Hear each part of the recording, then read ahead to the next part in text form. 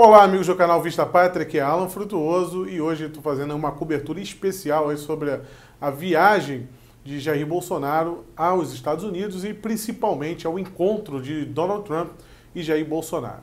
E eu acho que o resumo disso não poderia ser outro a não ser que foi um encontro épico e histórico com grandes ganhos para os dois lados, né? E o Brasil saiu aí com grandes conquistas. E a primeira delas que vamos falar aqui, eu já tinha falado para vocês na semana passada no vídeo sobre essa viagem, e eu pedi, quem acompanha o canal aqui já sabe, eu falei para ficar de olho na questão da OCDE. Quem acompanha já viu isso no outro vídeo, e o Donald Trump endossou a indicação do Brasil para a OCDE. Isso aí é muito importante no campo econômico. Então essa é uma grande vitória do Brasil, é um grande avanço nesse campo, que nos colocará de igual para igual com outros países importantes desenvolvidos na tratativa de negociações comerciais. Outro ponto importantíssimo, né? Jair Bolsonaro e Donald Trump deram uma coletiva, inclusive na íntegra, coloquei ela completa aqui no canal. Se você quiser assistir, vou deixar o link aqui fixado nos comentários. Agora, nessa coletiva, Bolsonaro finalmente jogou, né, quando ele falou na questão da Venezuela, ele tomou uma atitude, eu acho que depois aí da conversa com o Trump, que deveria ter sido tomada desde o início pelo lado do Brasil. Porque quando a gente fala de Venezuela, sempre o Brasil, principalmente General Mourão e outros setores do governo, falam: não pode ter uma intervenção militar. Tem a questão da nossa Constituição. Tudo isso a gente já sabe. Só que nessa questão de guerra psicológica é importante você também deixar as cartas na mesa, mesmo que você não vá concretizá-las. Você tem que colocar o temor no seu adversário. E foi isso que Jair Bolsonaro fez de maneira brilhante, né, quando ele foi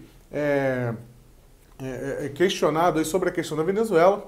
E ele diz, quando perguntaram para ele se o Brasil poderia ajudar numa intervenção militar ou sediar tropas brasileiras, e o que ele falou foi o seguinte: olha, se isso já foi conversado ou não, deixando a questão em aberto, eu não vou falar aqui para vocês, né, porque é uma questão de inteligência, uma questão de guerra, não vai colocar em aberto.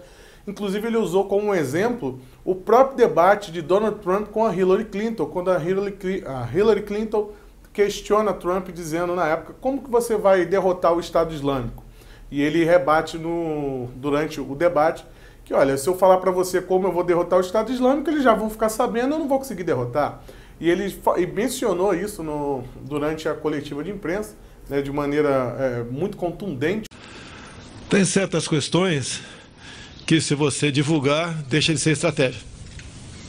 Assim sendo, essas questões reservadas, que podem ser discutidas, se já não foram, não poderão se tornar públicas, obviamente. Eu lembro num debate aqui nos Estados Unidos, onde uma candidata perguntou para o candidato o que ele faria para combater o Estado Islâmico. Ele respondeu: se eu falar, não teremos mais como combatê-lo. O Bolsonaro foi muito contundente durante a coletiva, elogiou muito os Estados Unidos, uma sinergia entre os dois ali impressionante, entre Trump e Bolsonaro. Bolsonaro, inclusive, chegou a falar que Trump deve ser reeleito em 2020.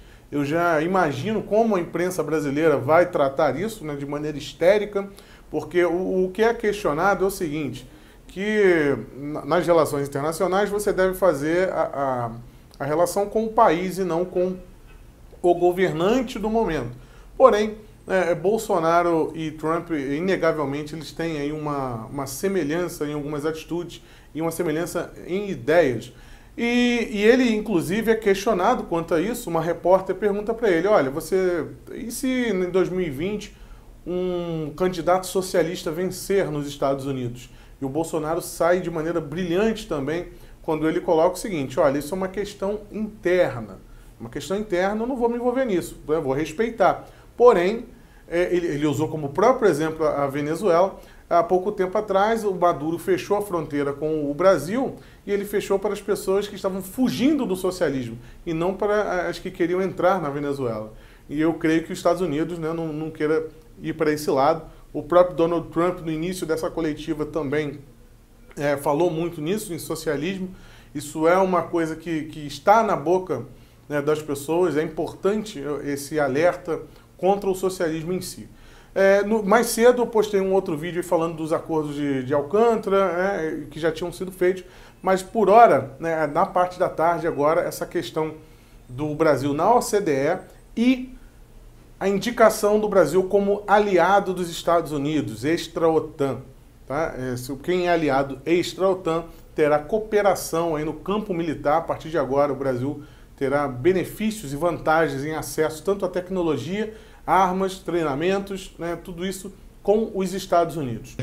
Discutimos a possibilidade de o Brasil entrar como um grande aliado extra-OTAN. Inclusive, o Donald Trump falou que já conversou com algumas pessoas. Quando ele diz algumas pessoas, provavelmente ele deve estar se referindo a alguns países membros da OTAN, que ele quer que o Brasil passe sim a integrar a OTAN. Existe aí uma cláusula na OTAN que você pode fazer parte da mesma, né, sem as obrigações de um membro pleno. Para quem não entende, a OTAN são países aliados militarmente no Atlântico Norte, que eles têm em comum a sua geolocalização, que na época ficava sendo ameaçada pela União Soviética e hoje em dia pela Rússia, enfim. E o Brasil, como está na América do Sul, ele não teria obrigatoriedade de ir para confrontos militares, por exemplo, né, lá do outro lado do mundo, caso ele fosse um membro da OTAN, não de maneira plena. Então há esse dispositivo que o Donald Trump deixou em aberto, que poderia buscar isso para o Brasil também. É muito importante aí essa colocação como aliado. Agora, de fato, o encontro, né, as tratativas que foram realizadas foram um verdadeiro sucesso. Né? Não tem como ter outra ótica sobre o assunto. E é impressionante que eu cheguei a ver a cobertura em algum momento na Globo News, né, quando estava ao vivo o início do encontro, e a maneira depreciativa como a imprensa começa sempre a criar, ela sempre enxerga, como uma pessoa com depressão, ela sempre enxerga o mundo preto e branco. É assim que a imprensa vê qualquer coisa que venha do governo brasileiro, né, que venha do governo Trump. Enquanto o Bolsonaro estava iniciando o encontro com o Donald Trump, eles estavam falando da China. É uma preocupação incrível, né, com relação à China. Inclusive, a última pergunta aí na coletiva também foi sobre a China. Incomoda muito essas pessoas esse bom relacionamento de Trump com o Bolsonaro e principalmente, né, o fortalecimento que a relação comercial dos dois países deverá ter a partir de agora. Isso incomoda bastante, é impressionante. Meus amigos, hoje foi um dia atípico, tá? Eu coloquei alguns vídeos aí sobre um discurso do Bolsonaro, o encontro deles no Salão Oval, e a coletiva eu coloquei na íntegra também. Eu não costumo fazer isso, mas devido ao dia histórico que foi hoje, eu achei importante falar sobre isso, divulgar isso para vocês, para dar uma amplitude maior, caso você não tenha visto em algum outro lugar. E sobre a questão do visto de turistas, base de Alcântara, eu falei já sobre isso no vídeo da parte da manhã. Então, se você quiser ver meu comentário sobre isso, assista o vídeo da parte da manhã. Também vou deixar aqui o link na descrição, tá bom? Agora, no mais, vamos ficar de olho aí como será a repercussão na imprensa, né, a histeria de alguns certos professores de história por aí.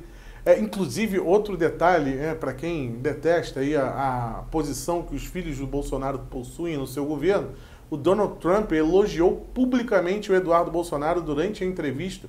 E, de fato, eu já tinha falado isso no meu outro vídeo.